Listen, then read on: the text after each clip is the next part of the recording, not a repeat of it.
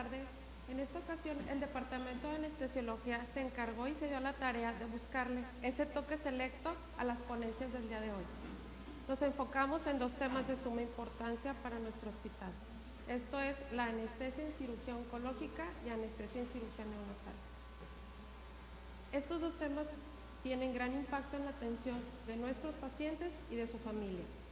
Como primer ponente tenemos a la doctora Rosalba Cacho de la Vega. Ella es anestesióloga adscrita a esta UMAE, es médico egresado de la Facultad de Medicina de la Universidad Autónoma de Nuevo León, es anestesióloga egresada del Hospital Universitario de Monterrey, tiene certificación por el Consejo Nacional de Anestesiología, cuenta con un diplomado en profesionalización docente para la educación en salud por el Centro de Investigación Educativa y Formación Docente de Lima, además de una maestría en educación basada en competencias, educación y enseñanza por la Universidad del Valle de México, Campus Monterrey. Ella nos comparte su ponencia, Anestesia en cirugía oncológica de mama.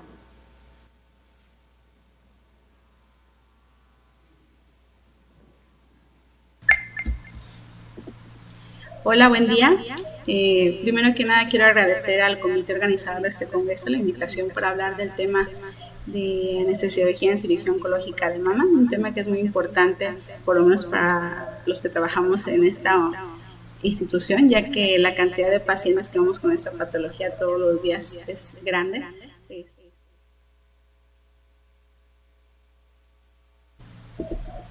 Bueno, pues comencemos hablando un poquito de esta enfermedad. Como todos sabemos, el cáncer de mama es una enfermedad maligna en la que hay un crecimiento acelerado de células de distintos tipos de tejidos de la mama, el cual, si no llegamos a tratar a tiempo, pues puede dar metástasis a órganos distantes. Hablando un poquito de epidemiología, pues sabemos todos que el cáncer de mama es el más común, por desgracia, en el mundo. En el 2020 se contabilizaron 2.2 millones de casos y de estos 685,000 mujeres fallecieron. Eso significa que una de cada 12 mujeres perdió la batalla ante esta enfermedad.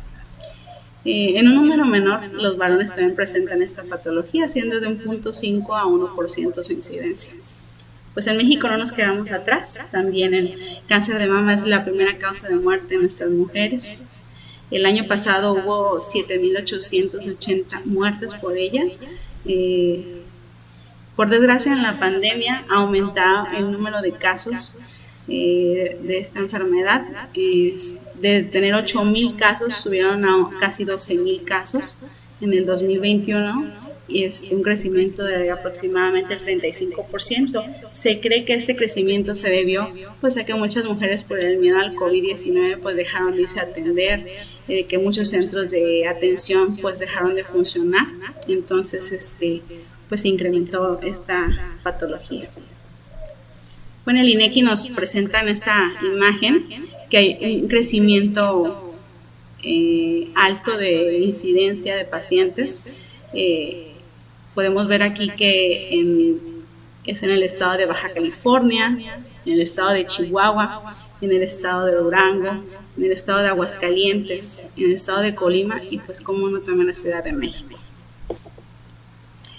En nuestro estado, pues por desgracia, 18.7 por cada 100,000 mujeres presentan esta enfermedad, fallecen por esta enfermedad. En nuestra institución, la consulta registrada por patologías de mamas de aproximadamente 6,496 casos en el 2021 y de estos 5,199 fueron tumores malignos de mama. En cuanto a las hospitalizaciones por patologías de mama, tuvimos 700 hospitalizaciones, de ellas 472 fueron por tumores malignos de mama.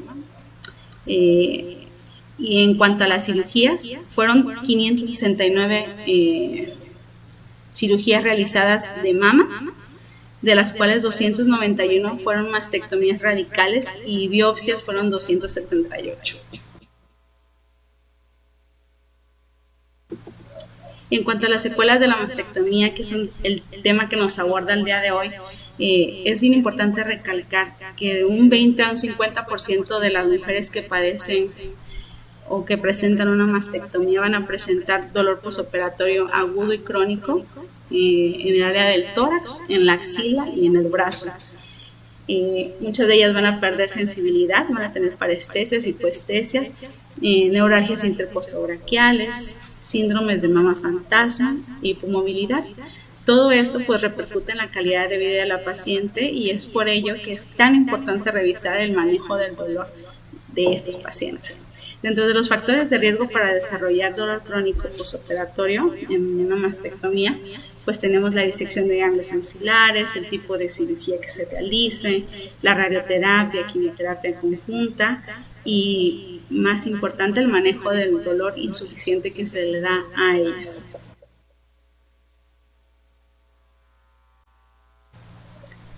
Vamos a comentar un poquito de la anatomía de la mama para que me pudieran seguir durante la explicación de las técnicas anestésicas que vamos a manejar más adelante.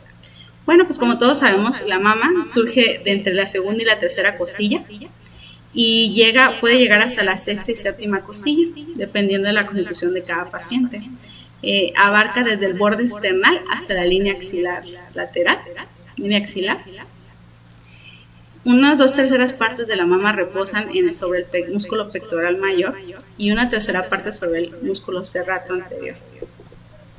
Bueno, en cuanto a la inervación, pues vemos que la glándula en sí está inervada por los nervios intercostales del cuarto al sexto. La piel o el tejido subcutáneo va a estar inervado por los nervios intercostales del primero al sexto y por los nervios supraclaviculares provenientes de C3 y C4. Vamos a tener también que los músculos, tanto pectoral mayor, menor y serrato anterior, están inervados por el plexo braquial, el nervio pectoral lateral proveniente de C5 y C7, el nervio pectoral medial proveniente de C8 y T1 y el músculo pectoral mayor pues, recibe toda esta inervación. Bien, aquí en esta imagen podemos ver claramente que el plexo supraclavicular que dijimos que inervaba gran parte del área cutánea de la mama proviene de las raíces de C3 y C4.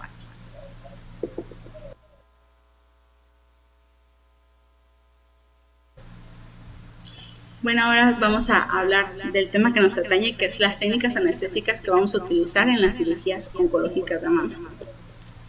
Bueno, la técnica más sencilla que utilizamos es la sedación. Generalmente va acompañada de una infiltración local de anestésico. Es el más utilizado en procedimientos sencillos como toma de biopsias, que son procedimientos relativamente cortos y poco invasivos. Básicamente administramos opioides, hipnóticos, y el cirujano pues le pedimos que nos haga el favor de hacer una infiltración de anestésico local en el área. Para ello también pues, nos apoyamos en TIVA, en anestesia endovenosa, y tenemos nuestras bombas de infusión. Bueno, una de las técnicas que más utilizamos y se maneja a nivel global es la técnica de la anestesia general balanceada, que todos conocemos. Esta técnica básicamente consiste que posterior a la inducción anestésica que se realiza en base a opioides como el fentanilo, sufentanilo, hipnóticos como el propofol, ketamina, etomidato y relajantes musculares como el cisatracurio, rocuronio, becuronio, realizamos una intubación endotraqueal y posteriormente pues, se le da una continuidad intraoperatoria con gas anestésico inhalado. Otra de las corrientes que ahorita está muy en boga es el uso de la dexmedetomidina en infusión, tanto en el trans como en el postoperatorio para mejorar la analgesia y de esta manera también disminuir el requerimiento de anestésicos durante el transoperatorio. Se maneja inicialmente un bolo de 0.5 microgramos por kilo de peso. Durante el transoperatorio se da una infusión a 0.25 microgramos por kilo de peso por hora. Y en el postoperatorio se le da un mantenimiento de 24 horas de 0.1 microgramos por kilo por hora. Y de esta manera la paciente puede estar con un EVA muy bajo. Dentro de las ventajas que nos ofrece una anestesia general balanceada, podemos encontrar que es un procedimiento pues, relativamente sencillo, no invasivo y de rápida recuperación. Dentro de las desventajas que vamos a observar, pues es que por desgracia hay un difícil control del dolor postoperatorio, nos enfrentamos a un riesgo de vía aérea, el paciente nos puede presentar un laringoespasmo, un broncoespasmo, una dificultad en la ventilación, pre-intubación o una intubación difícil. Para ello también ocupamos equipo especial como un laringoscopio, una máquina de anestesia, que no en cualquier lugar tenemos. Hay un fenómeno que se ve en los pacientes con anestesia general balanceada que se llama wind up, en el cual por el hecho de no manejar muy bien el dolor agudo en la paciente en la cirugía, se hiperestimulan los receptores del dolor espinales y de esta manera la paciente presenta un dolor crónico por mucho tiempo. Muy bien. Hay un artículo que la revista Anestesia en el 2020 en el cual nos muestra una serie de guías para el manejo del dolor posoperatorio. En ella pues hace especial énfasis en el manejo preoperatorio, transoperatorio y en el posoperatorio. No voy a ahondar mucho en el tema, ya que la doctora Gallardo en la próxima plática pues nos hablará un poquito más acerca de esto. Básicamente quiero recalcar que nos recomiendan el manejo de AINES, como el paracetamol o inhibidores de la COX-2 previos a la cirugía, la gabapentina también de 2 a 6 meses previos a la cirugía, y la dexametasona como dosis única en el transoperatorio, y también la infiltración de anestésicos locales. En el posoperatorio nos indican que usemos AINES, como ya los mencioné, y como rescate utilicemos opioides en menor cantidad. En el transoperatorio pues nos recomiendan hacer bloqueos paravertebrales o bloqueos regionales para así disminuir las necesidades de medicamentos de rescate. Hay muchas hipótesis acerca de los efectos de los anestésicos locales, de los anestésicos que nosotros utilizamos, sobre el proceso de la enfermedad en sí. No hay nada comprobado, falta estudiar mucho, pero algunas de las hipótesis que se manejan es, como ya todos sabemos, una cirugía, pues el estrés de una cirugía causa aumento de cortisol y esto dispara todos los mediadores del dolor.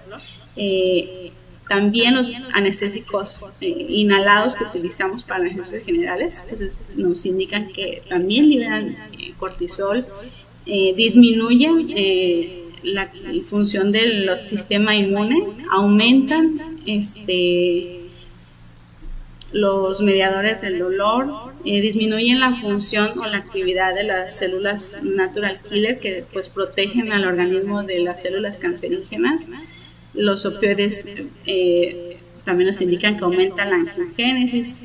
El propofol, hay descripciones de que aumenta el riesgo de metástasis. Como comento, son hipótesis que aún no se han comprobado, falta estudiar más, pero es para que lo tengan un poquito en cuenta. Muy bien, en la revista, el Journal of Pain Research en el 2021 hizo una comparación entre pacientes a los cuales se les administró propofol en intraoperatorio, en anestesia general, y a cuales se manejó con anestesia inhalada nada más. Pues básicamente el estudio nos informa que los pacientes que se trataron con propofol pues presentaron menos náuseas y vómitos postoperatorios, hubo un mejor control en esa área, y los pacientes con anestesia inhalada requirieron menores cantidades de medicamentos para el dolor de rescate en el post. Muy bien, vamos a hablar de otra técnica anestésica regional, que es el bloqueo paravertebral torácico. En esta técnica, básicamente vamos a inyectar aproximadamente 15 mililitros de anestésico local en el espacio paravertebral, posterior a la pleura parietal, de los nervios, donde salen los nervios espinales por los agujeros intervertebrales. Este tipo de procedimiento nos va a dar un bloqueo somático y simpático ipsilateral. Aquí les voy a comentar un poquito de la técnica. Vamos a poner al paciente en posición sentado o en decúbito lateral. Vamos a ubicar la parte media de la columna y vamos a ingresar nuestra aguja TUGI aproximadamente de 2.5 a 3 centímetros lateral a la columna. Vamos a sentir de manera perpendicular, vamos a seguir penetrando la piel y las estructuras hasta toparnos con la apófisis transversa de la vértebra. Generalmente tratamos de entrar a nivel de T1, T5, generalmente es más en T4. Al nosotros llegar y chocar con la apófisis transversa, nos vamos a redirigir en sentido medial y caudal 1 centímetro y vamos a sentir el ligamento costotransverso como una resistencia. Y vamos a introducir más la aguja hasta tener una pérdida de resistencia como lo sentimos cuando entramos en un bloqueo peridural. Ahí vamos a depositar nuestro anestésico local, puede ser ropivacaína, bupivacaína, gilocaína, depende del gusto de cada anestesiólogo. Muy bien. Dentro de los beneficios que nos va a dar esta técnica es que vamos a tener un mejor manejo del dolor postoperatorio por hasta 72 horas. Esto debido a que disminuye la sensibilización a las neuronas del dolor, disminuye la incidencia de náuseas y vómitos, disminuye también el consumo de opioides y AINES de rescate, obviamente una menor estancia intrahospitalaria, disminuye la inmunosupresión. Eso quiere decir que aumenta los niveles de IL en 10, inhibiendo la producción de mediadores del dolor y de citocinas proinflamatorias, y de esta manera pues disminuye el riesgo de metástasis a órganos aledaños.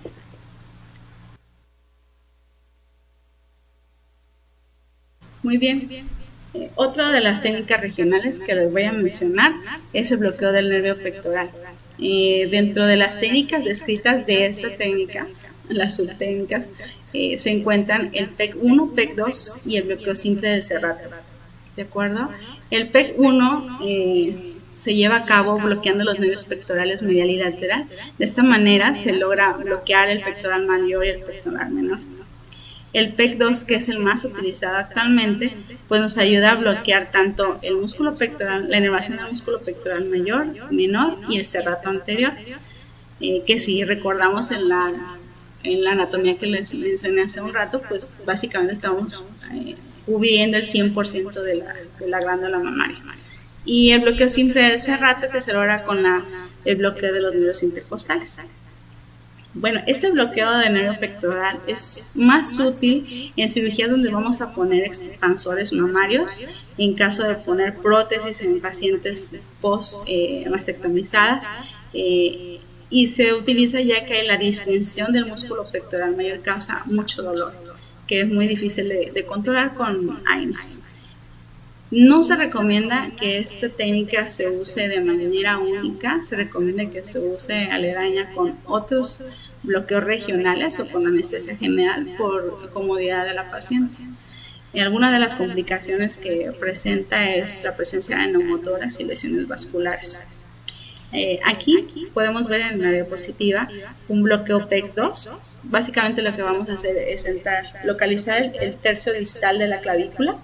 Vamos a bajar a nivel del tercer o cuarto espacio intercostal y vamos a entrar de manera subcutánea, dirigiéndonos entre el músculo pectoral mayor y el pectoral menor y el músculo serrato anterior, y ahí vamos a hacer la infiltración del anestésico local, más o menos de 15 a 20 mililitros del mismo. La revista española de anestesiología y reanimación en el 2021 nos mostró el reporte de un caso clínico de una paciente en era COVID.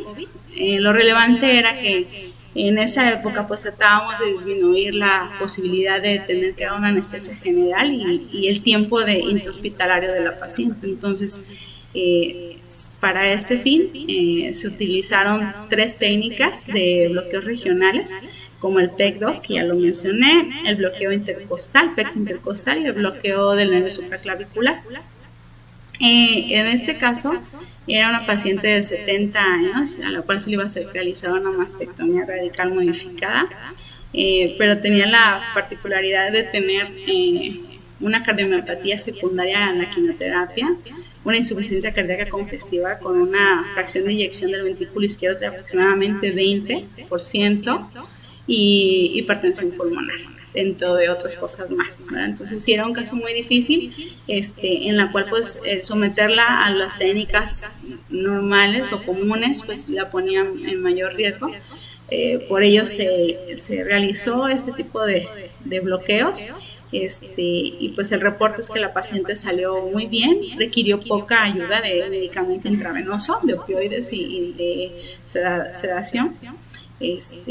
Y pues que se fue a su casa de alta con un EVA de 2, y duró el efecto de los bloqueos duró aproximadamente 3 días. Muy bien, aquí para hablarles un poquito del bloqueo del nervio pecto intercostal, pues vamos a ver que se infiltra entre el músculo pectoral mayor y el músculo intercostal. Ahí vamos a infiltrar nuestro anestésico local, igual de manera subcutánea. Aquí en el bloqueo del plexo cervical superficial, vamos a ingresar por arriba de la clavícula, a nivel supraclavicular, de manera igual subcutánea, y vamos a hacer el depósito del anestésico local, más o menos 10 mililitros, 10 a 15 mililitros, y logrando el bloqueo de las tres ramas. Muy bien. Por último, vamos a hablar de la técnica anestésica de predilección en nuestra unidad, con la cual hemos visto muy buenos resultados. Requiere de muy poca habilidad, muy pocos recursos para realizarse, y ofrece una analgesia increíble a los pacientes, un manejo anestésico y analgésico hasta de 3 días posteriores a su posición. ¿De acuerdo? Vamos a hablar del bloqueo torácico peridural. Dentro de los efectos que vamos a ver al nosotros utilizar esta técnica, pues vamos a ver que hay bloqueo de fibras simpáticas cardíacas que van de la T1 a T4. De esta manera, pues hay una disminución del gasto cardíaco y una hipotensión. Esos efectos es a los que muchos anestesiólogos le tenemos mucho pánico, ¿verdad? Que haya una alteración en el gasto cardíaco y una hipotensión, pero si lo hacemos de manera prudente, este efecto es muy poco visto y muy leve. ¿A qué me refiero con mucha precaución? Pues no administrar las dosis totales por aguja, tener bien hidratada a la paciente, todo eso son medidas de protección para nosotros. También hay un bloqueo del sistema medular adrenérgico por acción a nivel de las raíces de T6 a L1. Hay una mínima disminución de la capacidad vital y la capacidad pulmonar total. ¿Qué significa eso? Que en pacientes que tengan patologías pulmonares, la verdad que este bloqueo es de mucha ayuda y no nos va a poner a la paciente mayor riesgo como una anestesia general en la que incapacitamos al pulmón de poder ventilar por sí solo. Por último, otro de los efectos que vamos a ver y que está muy en debate, en estudio todavía, es que el bloqueo torácico peridural va a disminuir los cambios isquémicos del segmento ST y va a disminuir también el consumo de oxígeno en el miocardio. ¿Qué quiere decir esto? Que en pacientes con cardiomiopatías o cardiopatías isquémicas, pues corren menor riesgo y nos ayuda al contrario a mejorar su oxigenación. Hay un artículo que sacaron la acta de anestesiología escandinava, el doctor Blomberg específicamente, en la cual hizo un estudio en ratas donde pues se dio cuenta de estos efectos que les comento de mejoría en pacientes con cardiopatía isquémica con el bloqueo torácico peridural. Muy bien, pues hablando de la técnica en sí, pues vamos a ir explicando paso por paso lo que vamos a ir haciendo. Primero que nada vamos a poner a la paciente en posición sentada o de cúbito lateral. Vamos a pedirle que flexione las piernas de manera ventral y que incline su cabeza. Vamos a localizar los espacios intervertebrales entre C7 y T4. ¿Por qué C7 y T4? Bueno, como comenté en la parte de la anatomía, pues mientras más alto sea el bloqueo torácico, va a haber un mejor manejo del dolor y una anestesia mayormente para esta área de la cirugía. Los bloqueos por debajo de T4 dan cabida a que se estimulen raíces de dolor y la paciente pueda progresar con dolores crónicos toda su vida. Entonces, por eso la importancia del bloqueo sea entre C7 y T4. Muy bien, dentro de las referencias anatómicas que podemos utilizar para este tipo de bloqueo, pues tenemos la apófisis espinosa más prominente, que es la de C7. Vamos a ver la línea también supraescapular que va de una escápula a otra, que más o menos es a nivel de apófisis de T2. Muy bien, ya la técnica en sí, pues vamos a tomar nuestra aguja TUGI, que utilizamos para los bloqueos lumbares. Vamos a ingresar por la parte inferior de la apófisis transversa superior hasta cruzar el ligamento amarillo. Llegando al ligamento amarillo y cruzarlo, encontramos el espacio epidural que nos va a dar aire y ahí realizamos la infiltración de nuestro anestésico. Hay que recordar que las diferencias entre las vértebras cervicales y torácicas. Las vértebras de C7 a T2 van a hacer su posición, que es casi horizontal, va a hacer que nuestro bloqueo sea más fácil. Lejos de lo que pudiera pensarse que es un bloqueo más difícil, mientras más alto esté, es mucho más fácil porque nos vamos directo. ¿De acuerdo? Vamos de manera perpendicular a la piel. En cambio, cuando queremos hacer un bloqueo de T2 a T9, vemos que las vértebras torácicas están casi en posición vertical, entonces nuestra dirección de la aguja es un poquito más complicada y a veces causamos un poquito más de molestias en los pacientes. Muy bien. Ya que localizamos el espacio epidural, vamos a depositar entre 10 y 15 mililitros de anestésico local. Siempre se recomienda ser un poquito prudentes y empezar con dosis bajitas de anestésico local, dependiendo de la edad de la paciente. Básicamente podemos empezar con 8 o 10 mililitros y poco a poco ir subiendo por el catéter el nivel del bloqueo, utilizando ya sea lidocaína con epinefrina, bupivacaína o ropivacaína del Q7.5, la cual ha demostrado que causa menos cambios hemodinámicos en nuestra paciente y una analgesia superior a los demás. Muy bien. Hay dos tipos de abordajes en nuestros bloqueos: el abordaje medial, que es en medio de la apófisis espinosa, y el abordaje paramedial, que generalmente lo usamos en pacientes que tienen fusionadas esas vértebras o tienen una disminución del espacio intervertebral. Entonces, como el espacio está disminuido, chocamos y no logramos penetrar. La recomendación es entrar de 2.5 a 3 centímetros lateral a la columna y dirigirnos hacia el espacio medial, y ahí vamos a encontrar nuestro espacio epidural. Aquí tenemos un video de un bloqueo realizado ahí en nuestro hospital, un bloqueo torácico para una cirugía de mama. Como vemos ahí, la doctora está entrando más o menos en niveles de T3, T4. Ya llegó, ya le aparece el espacio intervertebral. Hace la pérdida de resistencia, localiza el espacio epidural donde hay pérdida de resistencia y empieza la administración del anestésico. Como les comenté hace rato, tratamos de ser muy prudentes en la administración del anestésico, no administrar la cantidad total que se carga, de preferencia administrar un 50-70% de la dosis total por aguja, y ya después de colocar el catéter epidural, pues ya pasar el resto del anestésico y ir checando nuestro nivel alcanzado. Muy bien, como conclusiones o para terminar, quisiera transmitir el mensaje de que el manejo óptimo de una paciente con cáncer de mama va a depender de una buena comunicación y de un equipo multidisciplinario a cargo de ella. Hay muchísimas opciones de manejo anestésico. Definitivamente cada quien va a utilizar la técnica que más domine, y va a depender también del caso de cada paciente. Por ello es tan importante una valoración preanestésica para valorar globalmente a la paciente y ver qué riesgos corre con cada una de las técnicas que vamos a utilizar. Definitivamente, para obtener un control óptimo del dolor postoperatorio, el manejo se sugiere que sea de 2 a 6 meses previos a la cirugía, con medicamentos neuromoduladores para el dolor.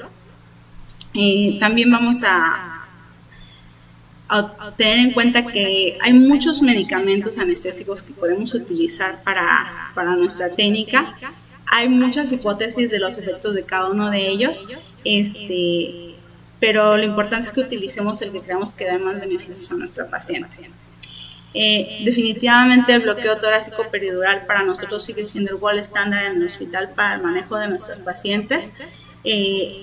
Sigue siendo la mejor opción anestésica, ya que es fácil, no requiere uso de tecnología y nos permite dar un manejo del dolor postoperatorio hasta de 3 días por medio del catéter epidural. La técnica anestésica siempre debe ser aquella que nos ayuda a mantener la estabilidad del paciente, nos proporcione las mejores condiciones quirúrgicas para que el cirujano pueda trabajar cómodamente y facilite la recuperación postoperatoria de estos pacientes. Muchísimas gracias. Agradecemos a la doctora Rosalba Cacho de la Vega su valiosa participación en este simposio.